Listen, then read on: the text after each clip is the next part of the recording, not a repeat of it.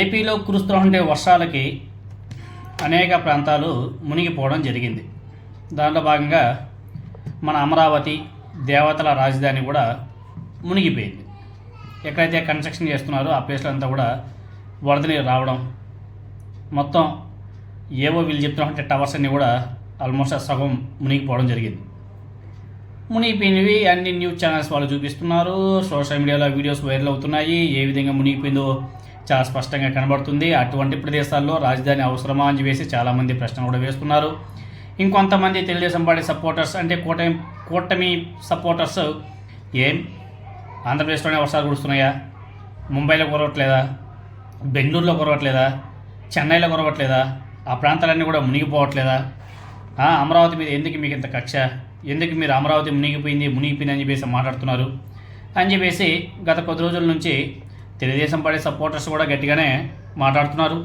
తర్వాత ఈరోజు అయితే మన హోంమంత్రి అనితా మేడం గారు, అదేవిధంగా నారాయణ గారు, వీళ్ళంతా కూడా స్పందించారు. వర్షాలు వస్తే మునిగిపోవా, గుంతల్లోకి నీళ్ళు రావా, అంత మాత్రానికే మునిగిపోయింది అని చెప్పేసి ఎందుకు మీరు ఆ విధంగా మాట్లాడుతున్నారు, ఎందుకు సోషల్ మీడియాలో బీభత్సంగా వైరల్ చేస్తున్నారు? వర్షాలు వస్తే మునుగుతాయి కదా, ఎక్కడైతే కన్స్ట్రక్షన్ చేయాలనుకున్నామో అక్కడ గుంతలు పడ్డ చోట వర్షం వచ్చేప్పుడు నీళ్ళు వస్తాయి. అంత మాత్రానికే మీరు ఈ విధంగా మునిగిపోయింది అని చెప్పేసి ఎందుకు మాట్లాడుతున్నారు? ఇలాంటి అబద్ధపు ప్రచారాలు చేసే వాళ్ళ మీద తగిన చర్యలు కూడా తీసుకుంటాం. సోషల్ మీడియాలో ఎవరైతే తప్పుడు ప్రచారం చేస్తారో వాళ్ళ మీద కొన్ని కఠిన చర్యలు కూడా తీసుకుంటాం. దానికి సంబంధించి వచ్చే అసెంబ్లీలో తీర్మానం కూడా చేస్తాం. అసెంబ్లీలో కొత్తగా ఒక బిల్లునే తీసుకొస్తారంట. సోషల్ మీడియాలో తప్పుడు ప్రచారం చేసే వాళ్ళ మీద కఠిన శిక్షలు, దానికి సంబంధించి అసెంబ్లీలో ఒక బిల్లు తీసుకొస్తారంట. తీసుకువచ్చి సోషల్ మీడియాలో ఎవరైతే అసత్య ప్రచారాలు చేస్తారో వాళ్ళ మీద కఠిన చర్యలు తీసుకోవడానికి కూడా సిద్ధమవుతుందంట కూటమి ప్రభుత్వం. దానికి సంబంధించి ఈరోజు మన అనితా మేడం గారు చాలా స్పష్టంగా మాట్లాడడం కూడా జరిగింది. అదేవిధంగా అమరావతిలో ఏదైతే రాజధాని, మన దేవతల రాజధాని అమరావతిలో వర్షాలు పడి మునిగిపోతున్నాయో అది కూటమి ప్రభుత్వం ఏమో మునలేదని చెప్తుంది. కొంతమంది ఆ లోకల్లో నివసిస్తున్నటువంటి వాళ్ళంతా కూడా అక్కడ దగ్గరికి వెళ్ళి వీడియోలు తీసుకొని, ఫోటోలు తీసుకొని, సెల్ఫీలు తీసుకొని ఆ ఫొటోస్ అన్ని కూడా సోషల్ మీడియాలో వైరల్ చేస్తున్నారు. ఏదైతే పచ్చ మీడియాలో రాస్తున్నారో తప్పుడు వార్తలో ఆ పేపర్ తీసుకెళ్ళి, అయ్యా రామోజీరావు గారు, అయ్యా ఏబిఎన్ రాధాకృష్ణ గారు, మీరు పేపర్లో తప్పుడు రాతలు రాశారు, మునగలేదు అన్నారు, చూడండి నేను మీకు చూపిస్తున్నాను, ఇదే మా దేవతల రాజధాని, ఇలాంటి ప్రదేశాలన్నీ కూడా మునిగిపోయాయి, ఇవన్నీ కూడా ఎత్తిపోతల పథకం స్టార్ట్ అయిపోయింది, మోటార్ పెట్టి తోలుతున్నారు.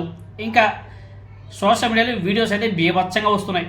అనేక మంది అక్కడికి వెళ్ళి సెల్ఫీ వీడియోస్ తీసుకుని అప్లోడ్ చేస్తున్నారు, రకరకాలుగా చేస్తున్నారు. అదేవిధంగా దీని మీద మొన్న కేతిరెడ్డి వెంకటరామరెడ్డి గారు దాని మీద ఒక సెటైరికల్గా ఆయన మాట్లాడడం జరిగింది. ఆయన ఏదో మాట్లాడితే దానికి కౌంటర్గా ఈరోజు నారాయణ గారు, అదేవిధంగా హోంమంత్రి అనితా మేడం గారు కూడా స్పందించి కేతిరెడ్డి గారి మీద కొంచెం సీరియస్గానే మాట్లాడడం జరిగింది. కేతిరెడ్డి వెంకటరామరెడ్డి గారు ఏమన్నాడంటే, తాజాగా ఆయన రీసెంట్గానే రాజమండ్రిలో ఆయన ఉండవల్లి అరుణ్ కుమార్ గారిని కలవడం జరిగింది. దానికి ముందు పెద్దిరెడ్డి మిథున్ రెడ్డి గారిని జైల్లో కలవడం కూడా జరిగింది. తర్వాత రాజమండ్రిలోనే ఆయన మాట్లాడుతూ ఆయన ఏమన్నాడంటే, మరో 2 సంవత్సరాల్లో అమరావతిలో పులస చేప దొరుకుతుంది. గోదావరి జిల్లాలోనే కాదు, పులస చేపను అమరావతిలో పట్టి ఇస్తామంటూ అమరావతి వరదల మీద కేతిరెడ్డి వెంకటరామరెడ్డి గారు కొంచెం వ్యంగ్యంగా మాట్లాడడం జరిగింది. దీనికి సంబంధించి ఈరోజు కూటమి ప్రభుత్వ మంత్రులు స్పందించారు. అమరావతిలోని కొండవీటు వాగు ప్రవాహానికి ఆటంకం వల్ల నీరు నిలిచిపోయిన నీరుకొండ పరిసర ప్రాంతాలని ఇవాళ మున్సిపల్ శాఖ మంత్రి నారాయణ పరిశీలించాడు. పశ్చిమ బైపాస్ రోడ్డుపై బ్రిడ్జి నిర్మాణంతో కొండవీటి వాగు ప్రవాహానికి ఆటంకం ఏర్పడింది. బ్రిడ్జి నిర్మాణ సమయంలో మట్టిని అడ్డు వేసి వదిలేయడంతో వాగు ప్రవాహానికి ఇబ్బందులు ఏర్పడ్డాయి. అడ్డుగా ఉన్న మట్టిని తొలగించడంతో పాటు వెస్ట్ బైపాస్ రోడ్డుకు 2 చోట్ల గండ్లు కొట్టి నీరు వెళ్లేలా చూడాలని అధికారులకు ఆదేశాలు ఇచ్చారు. అమరావతిపై ఏడుపులు ఇకనైనా ఆపాలని వైసీపీ నేతలకు సూచించారు. లేదంటే ఆ 11 సీట్లు కూడా రావన్నారు. నిర్మాణాలు జరిగేటప్పుడు వర్షం వస్తే గుంతలోకి నీళ్లు రావా అనేసి నారాయణ గారు ప్రశ్నించారు. గుంతలోకి నీరు వస్తే ఐకానిక్ భవనాలు మునిగిపోయినట్లేనా? పశ్చిమ బైపాస్పై బ్రిడ్జి నిర్మించిన దగ్గర మట్టి అడ్డుగా ఉండడంతో నీరు నిలిచిపోయింది. అది కూడా కేవలం 2 గ్రామాల పరిధిలో మాత్రమే పొలాల్లో నీరు నిలిచింది. మిగతా గ్రామాల్లో వర్షం పడిన కొన్ని గంటల్లోనే నీరు బయటికి వెళ్ళిపోయింది. రాజధాని మునిగిపోయిందంటున్న వారు ఇక్కడికి వచ్చి చూడాలి. కారణాలు తెలియకుండా వైసీపీ నాయకులు నోటుకొచ్చినట్టు మాట్లాడితే ప్రజలు సహించరు. తర్వాత మన అనితా మేడం గారు ఏం మాట్లాడిందంటే సోషల్ మీడియా పోస్ట్ మీద కూడా ఫైర్ అయింది. అమరావతి అభివృద్ధి చెందడాన్ని ఓడ్చుకోలేకపోతున్నారు. అమరావతి అభివృద్ధిని ఓడ్చుకోలేకపోతున్నారు. అమరావతిపై లేనిపోని రాతలు రాసే వారిపై కేసులు పెడతాము. విజయవాడ మునిగిపోయిందని మరో మీడియా రాసింది. ధైర్యం ఉంటే రాజకీయంగా రండి, పోరాటం చేద్దాం. మీరు పెట్టిన పోస్టులపై రాజద్రోహం కేసులు పెట్టాలి. సోషల్ మీడియా పోస్టులపై లీగల్ చర్యలు తీసుకుంటాం. ఆయా పోస్టులపై ఫ్యాక్ట్ ఫైండింగ్ కమిటీ ఏర్పాటు చేస్తాం. నిజాలు పరిశీలించి బాధ్యులపై చర్యలు తీసుకుంటామని చెప్పేసి హెచ్చరించింది మన హోమ్ మినిస్టర్ అనితా మేడం గారు. సోషల్ మీడియా పోస్టుల మీద కూడా ఫైర్, తర్వాత వాళ్ళ మీద కేసులు కూడా పెడతారు. అమరావతి అభివృద్ధి చెందడాన్ని ఓడ్చుకోలేకపోతున్నారంట. గుంతలోకి నీళ్ళు వస్తే ఎందుకు ఇంత ఏడుపు అని చెప్పేసి మాట్లాడతారు. చాలా బాగుంది.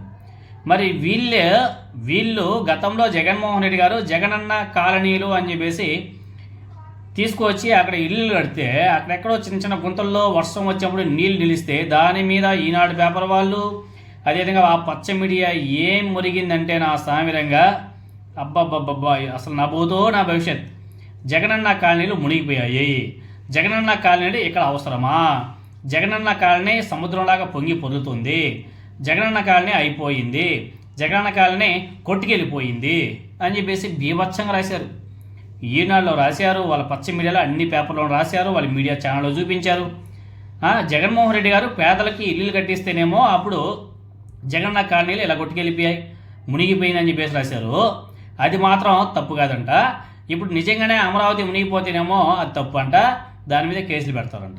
ఇదేం వ్యవహారమో మనకైతే అర్థమే కావడం లేదు. చూడండి, ప్రజలందరూ కూడా ఆలోచన చేయాలి. ఒకసారి అందరూ ఆలోచన చేయాలి. ఎవరి కోసం పనిచేస్తున్నారు, ఏ విధంగా పనిచేస్తున్నారు అన్నది ప్రతి ఒక్కరు కూడా చూడాలి.